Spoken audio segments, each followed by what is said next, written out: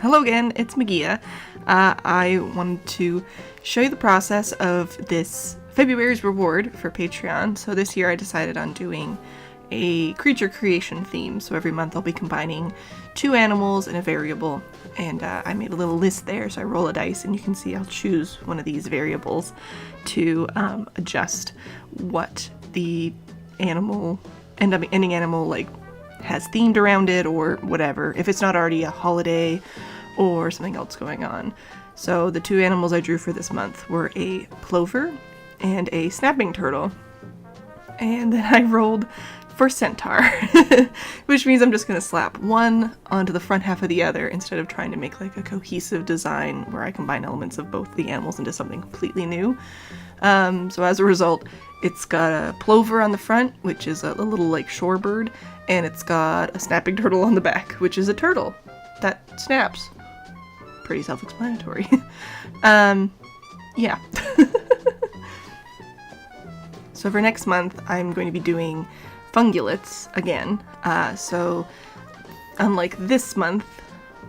Yeah, unlike this prompt, I should say, I'll be theming it around that. So I'm going to get my patrons to give me suggestions of different ungulates instead of, I normally do them off of deer species, but I'm going to try some different ungulates instead and kind of go from there and then combine that with some random mushroom prompts. So it's going to be really fun. I'm very excited for that, and we'll see what I do. But for this one, I decided to go with the plover in the front, and it's specifically a piping plover, which I believe is a variety of plover that is on my side of Canada. Maybe? I'm not sure. And then a freshwater snapping turtle, which is the ones that I've seen. I actually last year helped rescue one off of the road in the spring. It was just going for a nice little walk. Decided to hang out on the roads. It was me and like 4 other people stopped trying to like convince this little jerk to get into the ditch and off of the road so we didn't get squished, and he kept trying to bite us, and it was a whole thing. But don't try to grab snapping turtles, they'll wreck your stuff.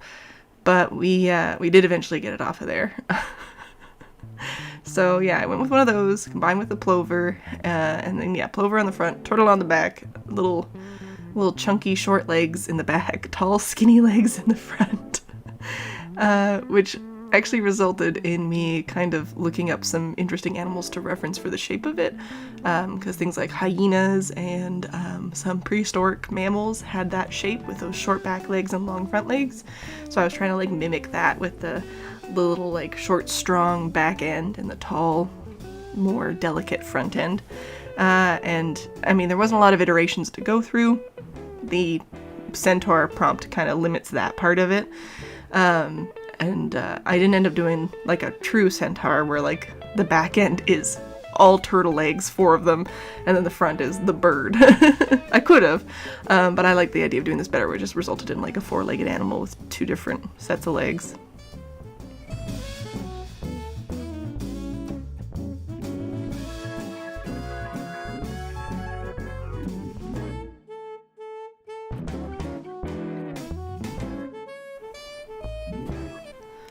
So I had forgotten when I had drawn done up my animals and drawn them and was getting to work on it until I was like halfway through inking it, that February is Valentine's, and I probably could have done something Valentine's themed. So I decided while I was working on it, how could I incorporate this Valentine's theme? And for me personally, I'd never really found Valentine's was something that me and my partner did. No matter what partner I was with, like in high school, maybe my boyfriend and I would buy each other chocolate or something, right? But my husband and I now, we don't really do that stuff for Valentine's and things. It's just not one of the holidays we really do something for each other. But the person who always does something for me on Valentine's, no matter what, is my mother. She loves all the little holidays. She loves all the little rituals. So I thought it'd be cute to make a mommy plurtle. I guess plover turtle. It's a plurtle. A mommy plurtle and her 3 little babies, for my mother, who always drops off some chocolate for both me and my husband. She's our Valentine. And then I thought this would just be, kind of cute. So I went with that. I also decided to stick with doing them kind of all in tones of green. A, because it's easy, and B, because I really didn't want to try and think of a way. That's still saying it's easy, but you know, the plovers are sort of this like cream beige color with like black markings, that band around the neck and the little band over the eyes. And then snapping turtles are, they're not even really green. They're almost this like, they're like mud. They're like deep brownish green. Like they look like mud at the bottom of a lake or a pond. And so I decided to do all green, and then the markings would kind of like, it'd be more cohesive and kind of give myself a little break. And then I went in to do the background, and I used old paint that was dried up in my palette, thinking like, oh, I'm being so good. I'm gonna recycle my paint. I'm gonna do such a good job. And it turned out so grainy. That pink was so grainy and gross. Don't do what I did. Do it if you got nice expensive paints. It probably would have worked nicely, but these were my cheap koi travel set. Not so nice. I also designed some stickers to go with these, like I do every month. I've been ordering from Jukebox. I really enjoy the quality of their stickers, and I get sticker sheets from them fairly quickly. Like, it's a good turnaround. They're quick to respond, help out with formatting of the file, all that stuff. Like, I like them a lot. So I'll show you these stickers now. And as you can see, I did 3 adults and 3 babies. So the adults, I have one just sort of sitting there, you know, showing off the thing I created. One swimming with her babies.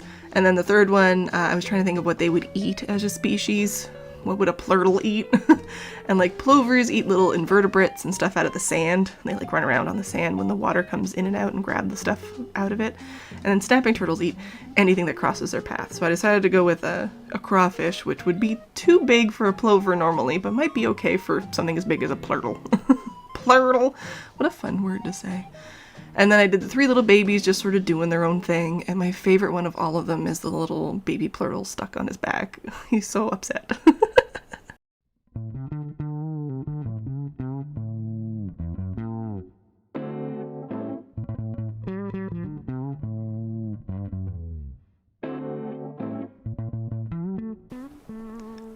Fun fact, I'm recording the audio for this while just like looking at the timeline of my clips, because Vegas, I use Sony Vegas Pro like 14. I got it years ago with a Humble Bundle for cheap. And for some reason lately, if I watch things in the preview, it screws up and like it judders and it goes too slow, and then the audio ends up with all these like weird sounds in them. So if if I was describing something that's not on the screen in front of you, I'll know once I check this back, and I may be too tired to fix it. But in any case, if you wanted to join my Patreon to help me with prompts for future creatures and to get, these rewards, as well as digital rewards, early access to videos, things like that, that's in my description below. You can also get a link to my public store in the description below. And on the 27th of January, which may be in the future, now, or in the past, depending on when I post this video, 27th of January, I'll be making my secret store public, which is where my previous Patreon rewards are, and you'd be able to get in there and grab some stuff if you wanted to. So yeah, thank you so much for watching. I hope you liked my little plurtles, and I hope you have a great day, and free Palestine. Alright, thanks, bye!